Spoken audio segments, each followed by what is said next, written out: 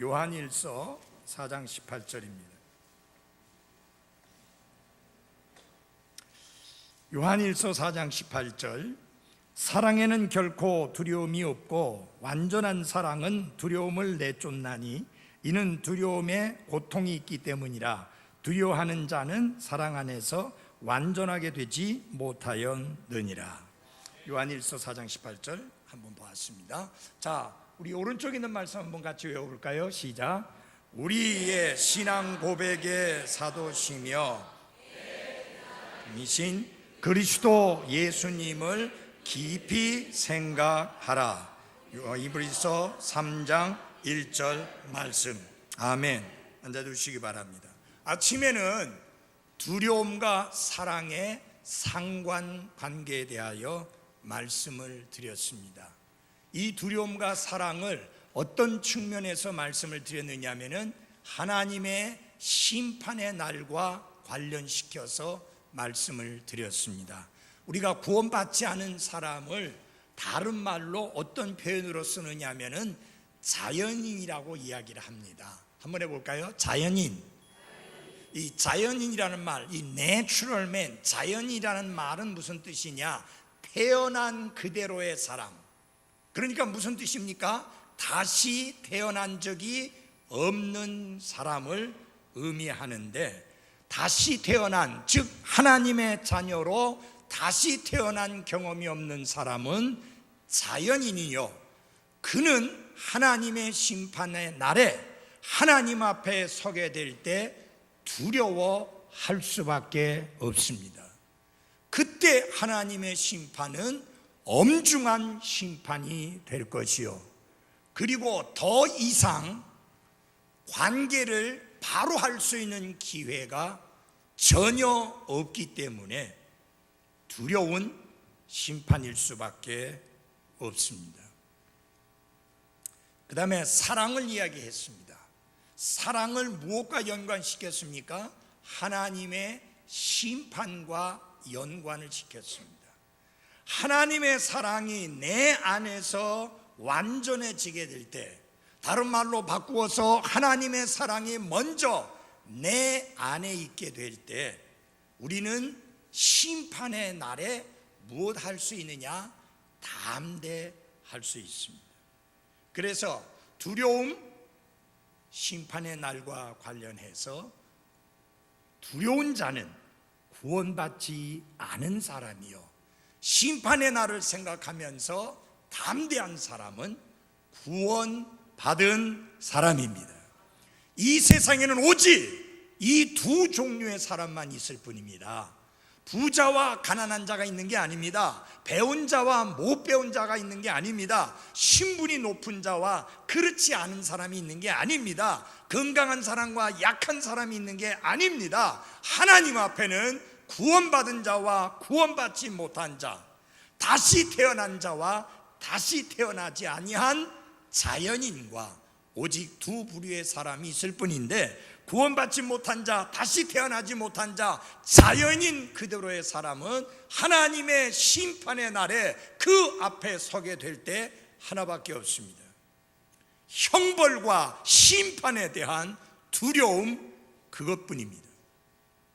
여러분, 사람이 판사 앞에 서서 재판을 받는 거, 그렇게 말랑말랑한 일이 아니요, 호락호락한 일이 아닙니다.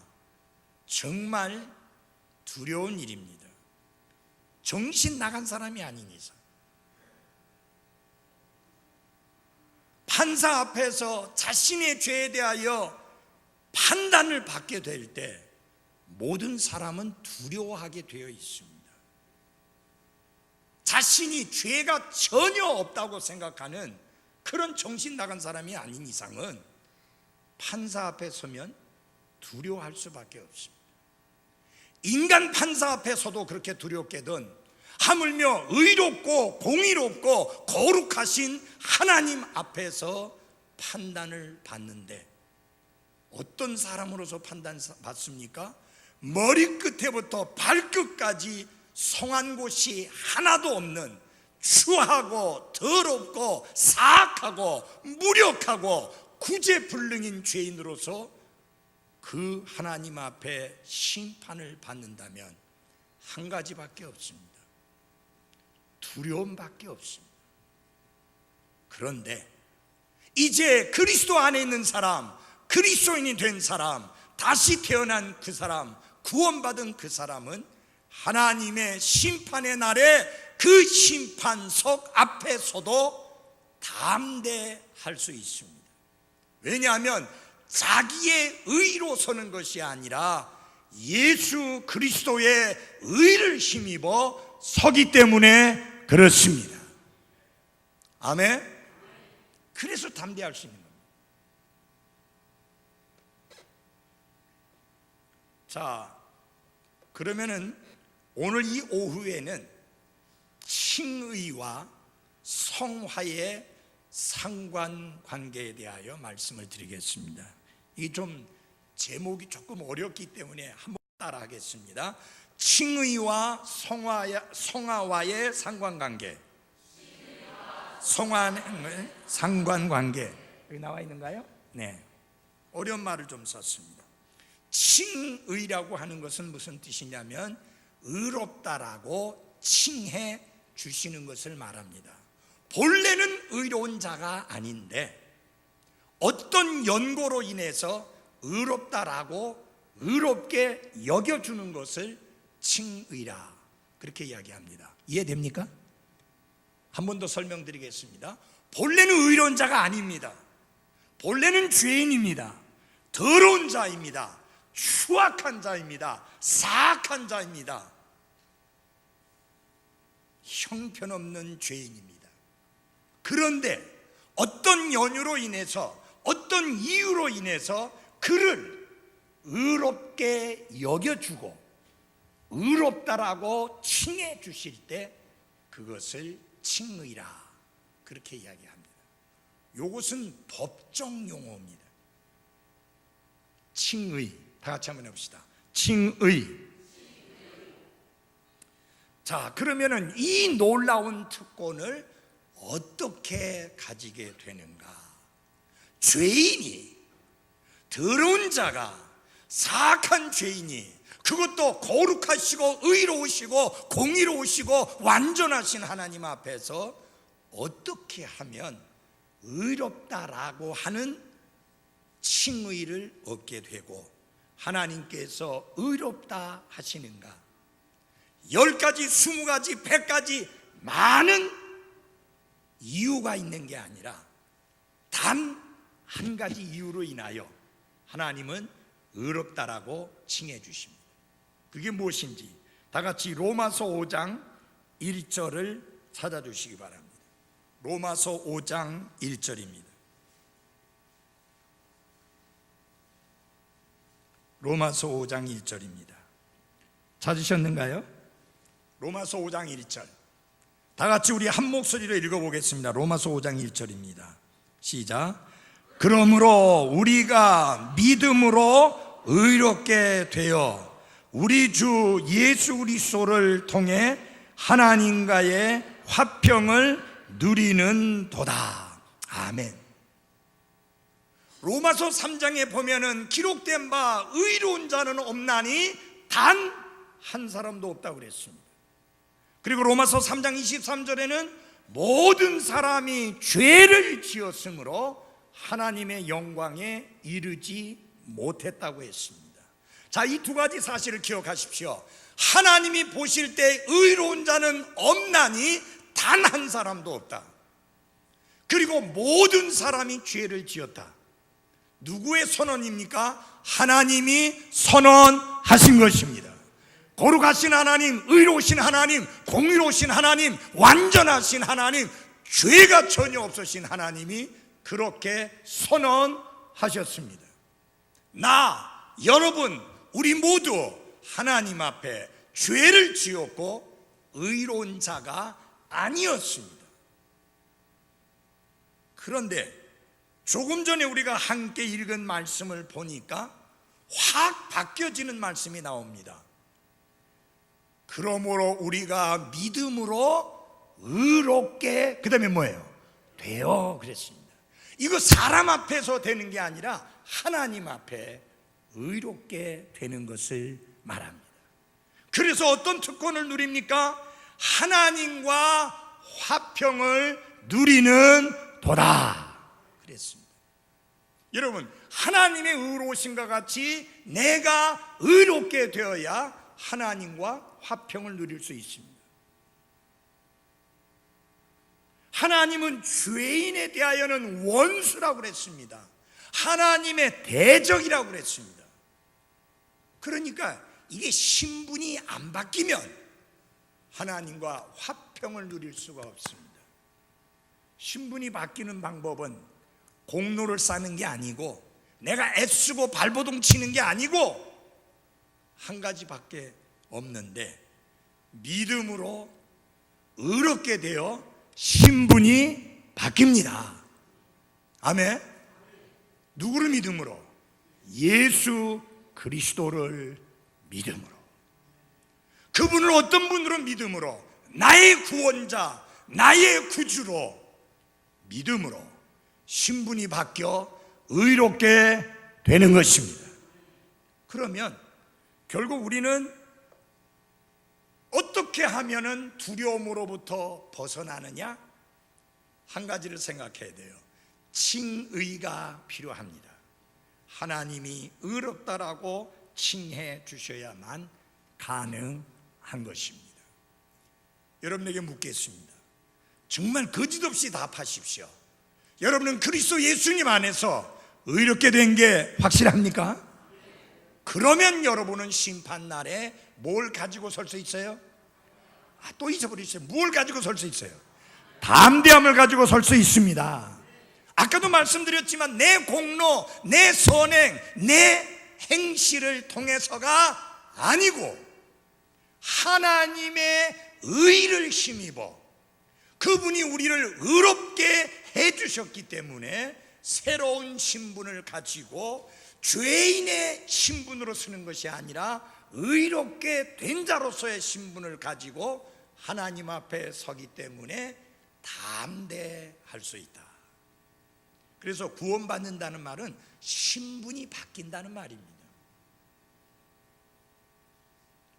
우리가 거지가 아니라 아들이 되었다는 뜻입니다.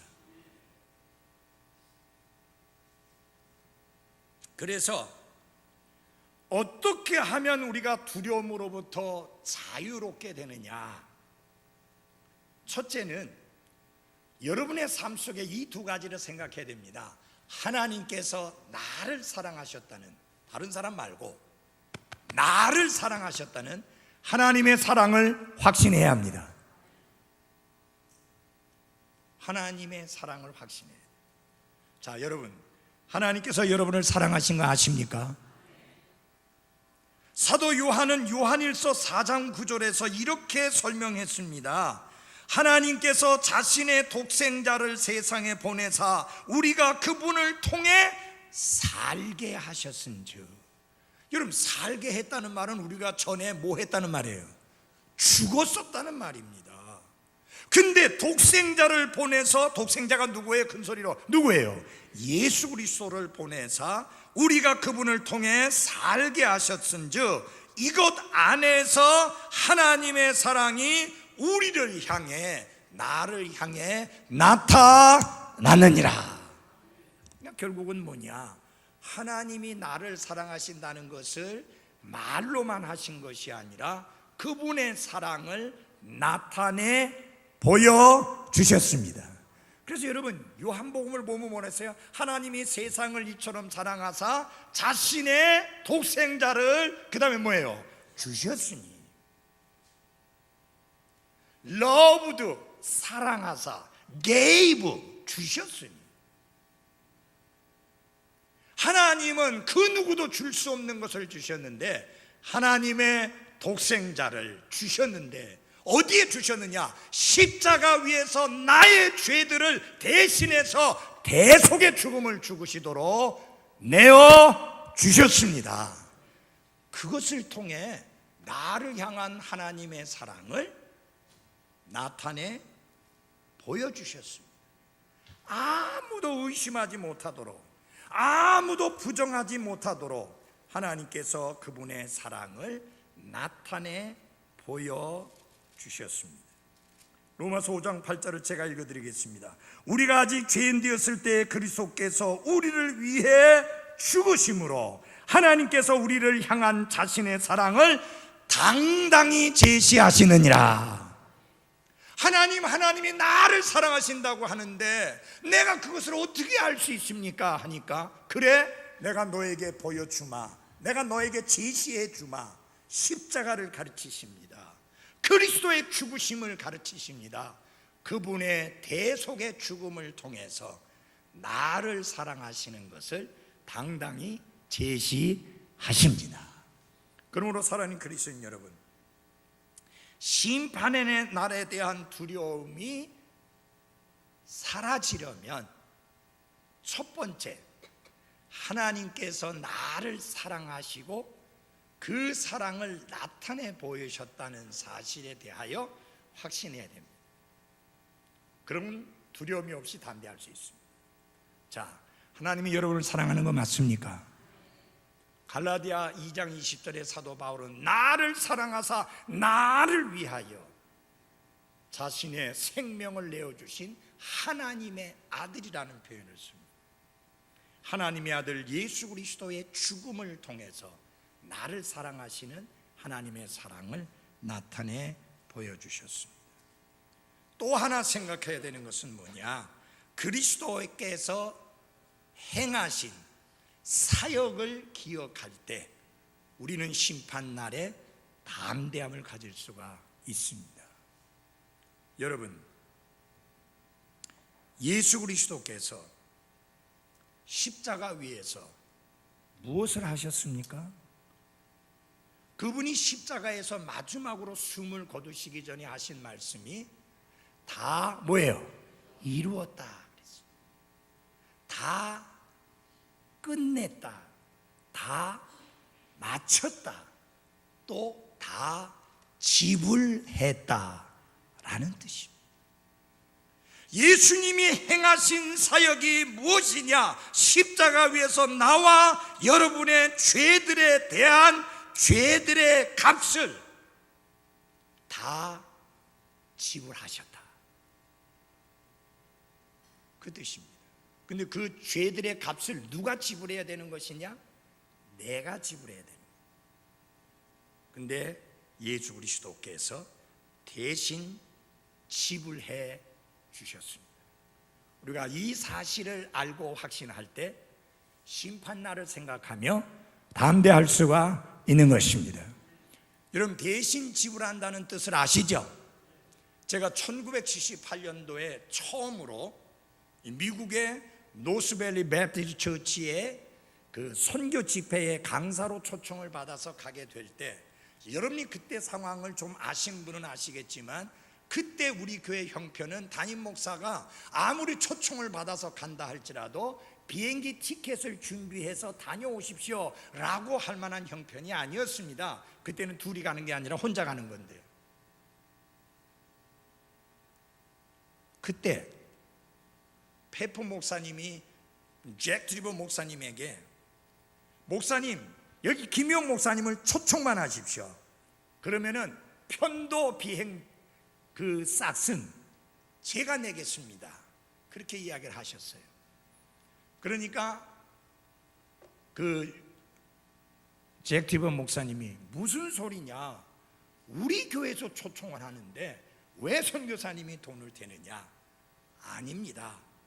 우리 교회에서 오고 가는 비행편 다 지불할 뿐만 아니라 미국에 머무는 동안에, 우리 교회에 머무는 동안에 드는 모든 비용을 우리가 다 감당합니다.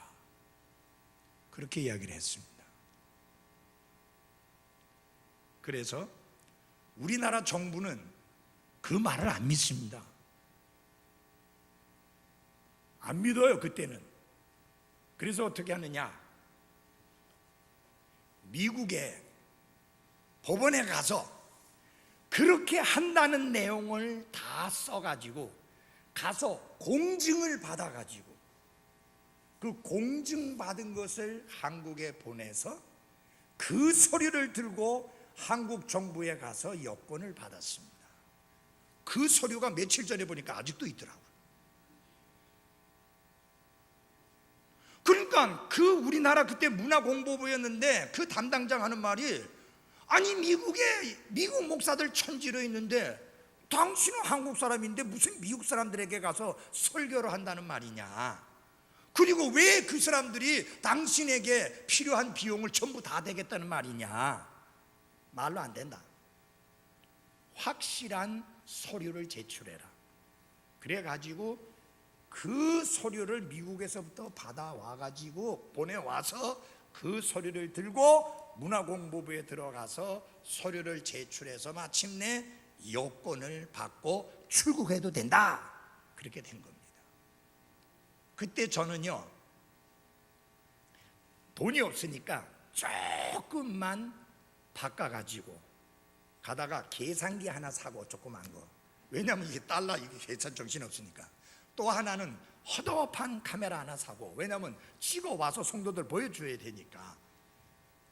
그렇게 해서 갔는데 정말 도착한 날부터 시작해서 저는 식사 대접을 받았습니다. 왜냐하면 먹여줘, 재워줘, 또 다른 데로 움직이면 교통비 해줘. 그래서 제 돈은 한 푼도 안 들고 2달 동안 다녀올 수 있었습니다. 저에게는 뭐예요?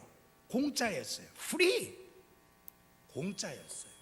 근데 나는 공짜였지만, 나는 거저였지만 대신 값을 지불하신 분들이 있었습니다. 우리가 거룩하신 하나님 앞에서 죄를 용서받는 것도 똑같습니다.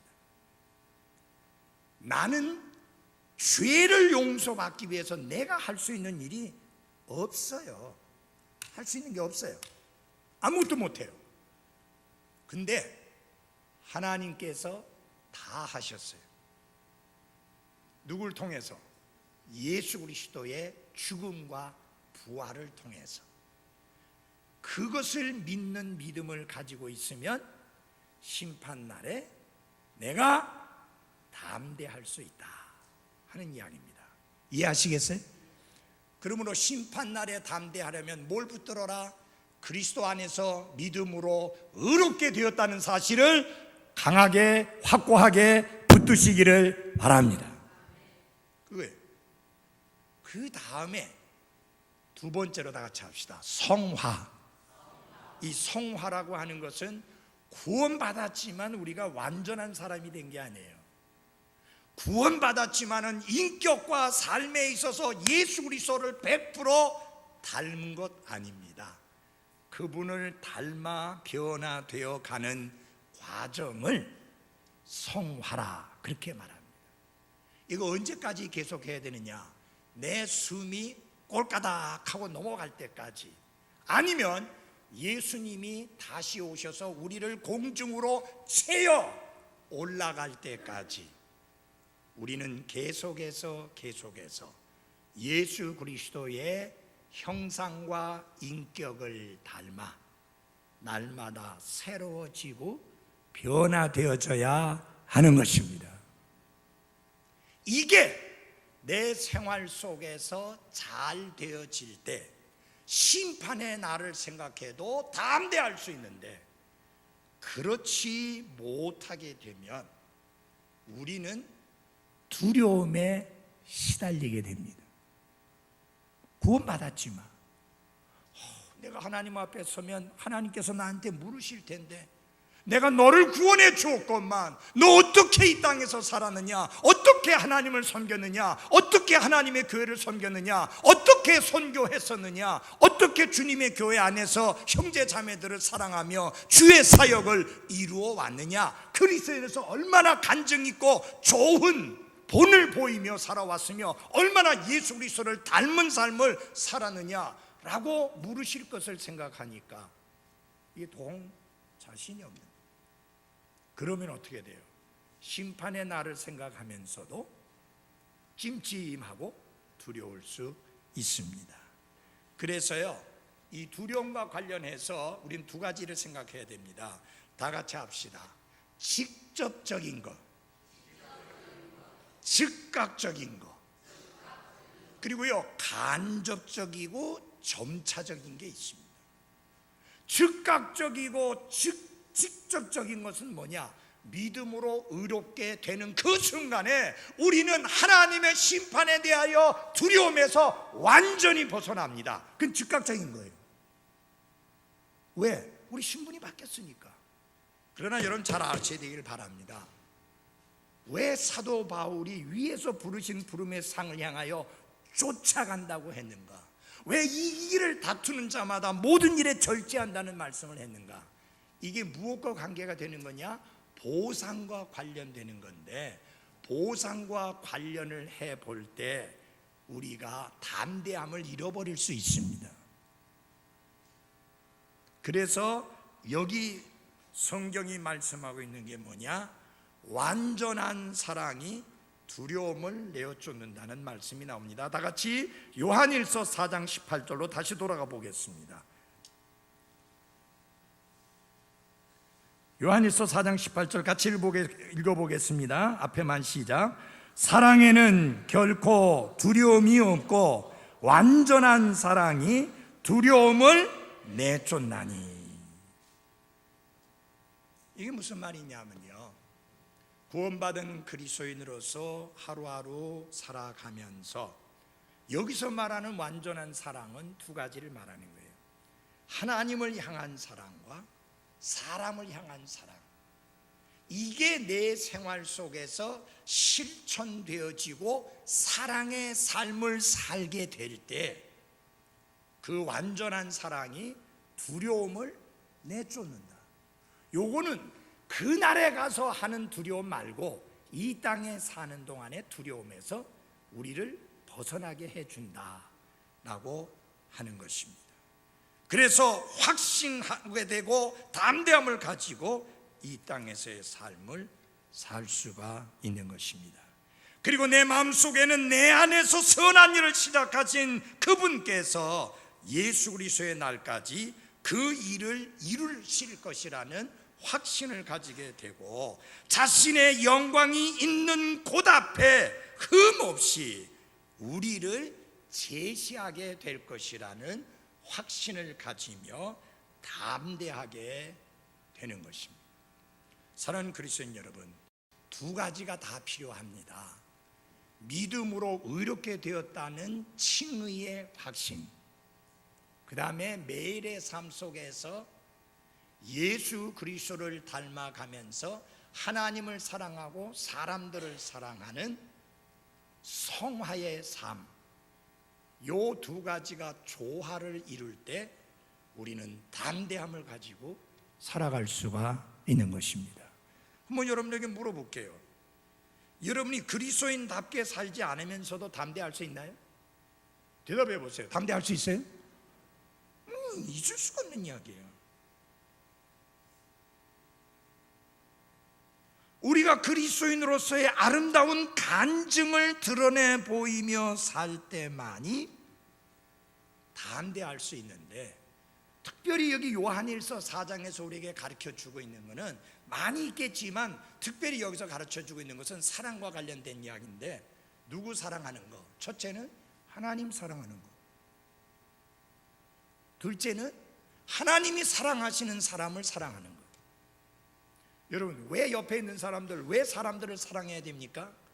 그 사람들이 잘나거나 마음에 들어서나 훌륭하기 때문이 아니에요. 하나님이 사랑하는 분이니까 나도 사랑해야 합니다. 하나님이 그를 위해서 예수 그리스도를 십자가에서 대신 죽으시도록 내어주실 만큼 사랑하시는 분이니까 나는 조건 없이 그를 뭐 해야 돼요? 사랑해야 돼요. 근데 그리스도인이 마음에 미움을 품고 살면 담대할 수가 없어요. 그래서 어떻게 됩니까? 예수님, 오늘 오지 마세요. 내 마음에 이 미움 문제 좀 해결하고 어서 오세요. 왜? 두렵잖아요. 요 두려움, 요런 곳에서는 우리가 완전히 벗어난 삶을 살아야 합니다. 아멘? 예. 두려움에는 두 가지 종류의 두려움이 있습니다. 그리스도인들은 하나님을 두려워해야 합니다. 그것은 하나님을 존경함으로 말미암아 그분을 어려워하는 태도를 말합니다. 당연히 그거 있어야 되죠. 근데 또 다른 하나의 두려움은 뭐냐? 공포예요. 무서워 벌벌 떠는 공포, 그걸 말합니다. 우리는 심판의 날을 생각해도 무서워 벌벌 떠는 공포가 없음을 감사하십시오. 왜? 믿음으로 의롭게 되었으니까 그분 앞에 설 때 문제 없어요. 그러나 매일의 삶은 어떻습니까? 내가 하나님 사랑하지 않으면서도 담대할까요? 내가 정말 주님이 사랑하시는, 하나님이 사랑하시는 그 사람들을 사랑하지 않으면서도 담대할 수 있을까요? 아니에요. 걸림이 없어야 되잖아요. 거리끼는 게 없어야 되잖아요. 거리끼는 것이 없으려면은 하나님을 사랑하고 하나님이 사랑하는 사람을 내가 또한 사랑해야 합니다. 여러분 옆에 앉아있는 분이 남편이든 아내이든 그리스도 안에서 형제 자매이든 너무 소중한 분들이에요. 너무 귀한 분들이에요. 왜? 우리 교회 함께 나오는 분이라서가 아니고요, 하나님께서 사랑하셔서 예수 그리스도로 하여금 바로 그분을 대신해서 십자가에서 죽게 하실 만큼 사랑하신 분이기 때문에 그렇습니다. 하나님께서 그가 멸망당하는 것을 원치 않아서 그를 대신하여 십자가 위에서 죽게 하신 분입니다.